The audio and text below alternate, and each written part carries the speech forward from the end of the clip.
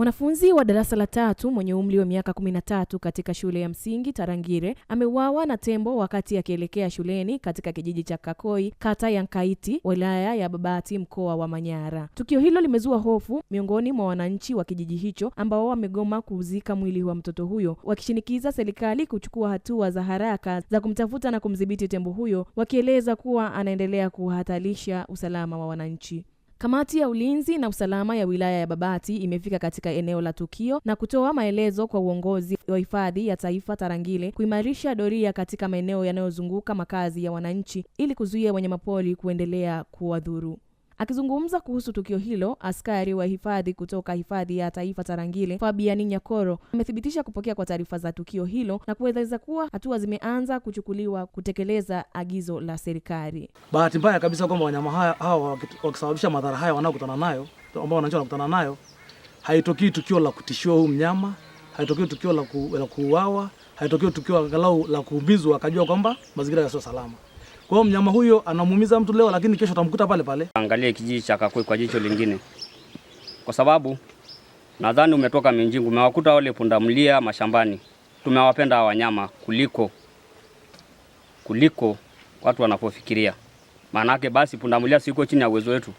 Lakini Mheshimiwa Dasi, kwani tuna wananchi zaidi ya karibu 150, karibu 200 waliondoka kwa sababu walisema sisi hatuziki, kwa sababu imeshatokea kitu kama mazoea. Hapa tunapozungumza, kama mheshimiwa alivyozungumza, kuna mtu juzi aliumizwa na mbogo. Sasa mbogo na tuna mabucha. Kwani hata hajapelekwa huyo mpaka na sasa hivi yuko maeneo yale. Mimi natamani utuambie nini hatima ya maisha yetu kwa tembo huyu ambaye anaua watoto, kwa mbogo huyu ambaye anaua watu. Utujibu hapa. Tumelichukua hilo na tumeelekeza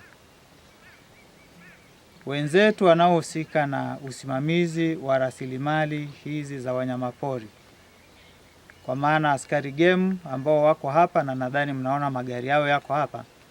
Tumeelekeza waanze msako mara moja na waongeze nguvu kuzidi msako ambao wamefanya asubuhi, ili hao wanyama ambao wameleta changamoto, kwa maana yule mbogo ambaye alijeruhi mtu katika kijiji hiki, lakini pia tembo ambaye amesababisha kifo cha mtoto wa shule ya msingi Tarangire, waweze kusakwa.